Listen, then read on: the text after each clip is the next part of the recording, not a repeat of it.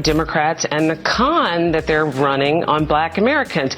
They have made black Americans poorer, dumber, and more criminalized. Why do you say that? Well, it's not just me. What's their end game? Look, 93% of it, you know how the president goes around and wants to talk about regulating legal gun ownership? Mm-hmm. I've never seen Barack Obama talk about the black lives being killed by other blacks in Chicago, D.C., or Baltimore. 93% of all black homicides are committed by other black people. Mm-hmm. And you know the number one cause of death among young black men ages 15 to 34?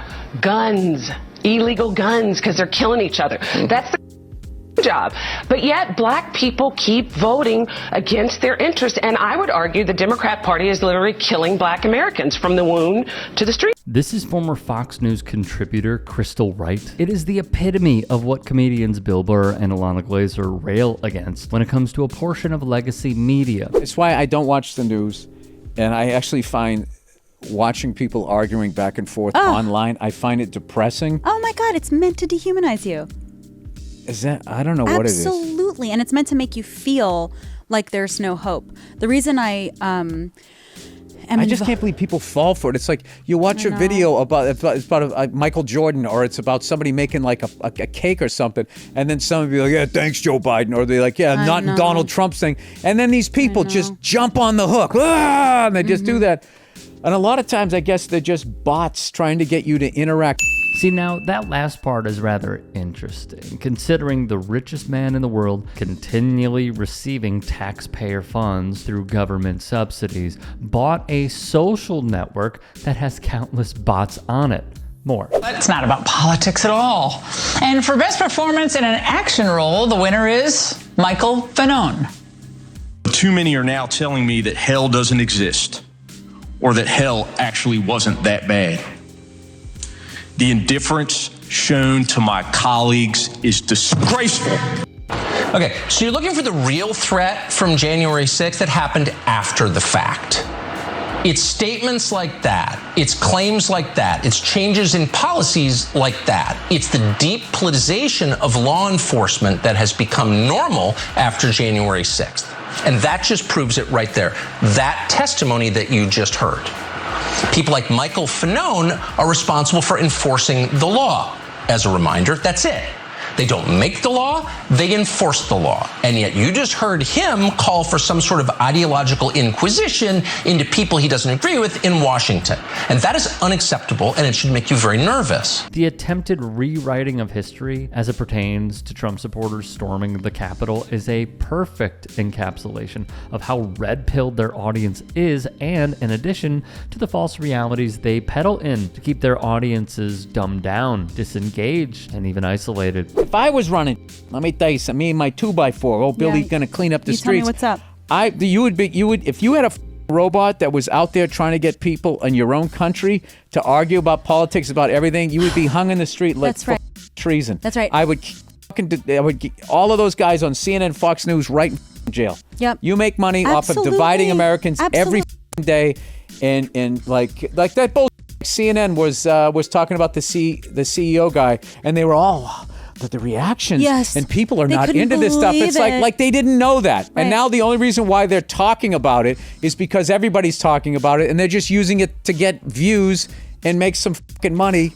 They are so out of touch. They really are. And then you learn how just a few companies own these media channels, and the strategy appears clear as day. Meanwhile, here in the United States, the richest man in the world, that's Elon Musk, donated more than $250 million to President-elect Trump's campaign. He's now shaping policy for the incoming administration. And it's believed he's made, since the election, over $200 billion.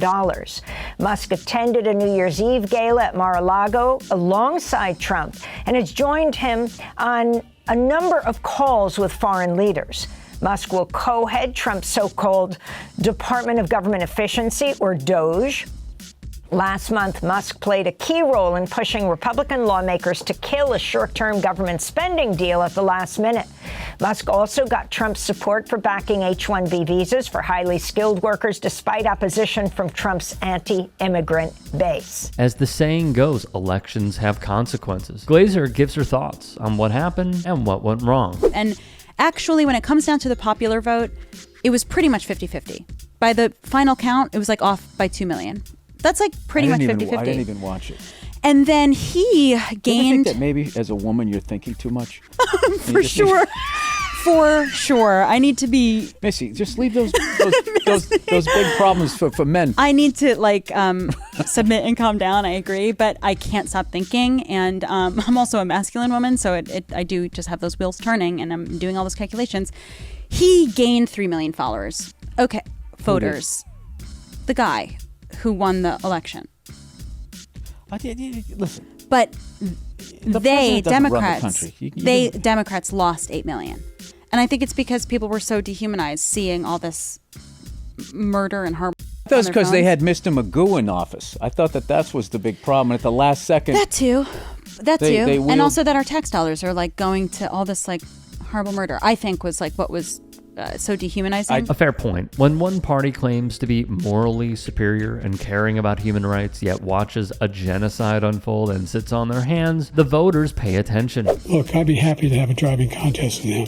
The reason I got my handicap, which when I was vice president, down to a 6. Aside from this being insane, the man and his team did no favors waiting till the last second to bow out of the 2024 presidential race when he seemed poised, per his words, to be a one-term president. Burr shares more. I just think the last 3 presidential elections, like what we were choosing between, shouldn't be acceptable to anybody.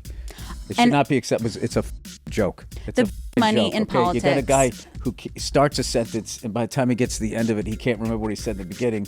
And then you have like the biggest con artist ever.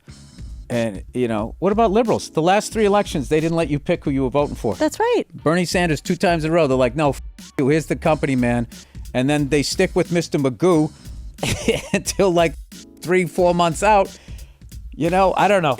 These are all valid criticisms once more, though Burr leaves out a few things. First, yes, Bernie Sanders was screwed over twice, and he would have won in 2 landslides. The RNC and DNC are putting up candidates who will protect corporate interests and not go against the status quo, which tends to lean further and further right as we go through history. Sanders invoked fear in the billionaire class, and they destroyed his candidacy over and over again. Indeed, it is laughable that 2 geriatrics went up for POTUS until the final hour, but it was by design. The college football playoff, which recently expanded to 12 teams, resumes tonight. And unprecedented money is pouring in. Yes, it is. Allow Burr to explain. I choose to live a small life now. That's all I do. I try to go to mom and pop places, try to stay out of the box stores.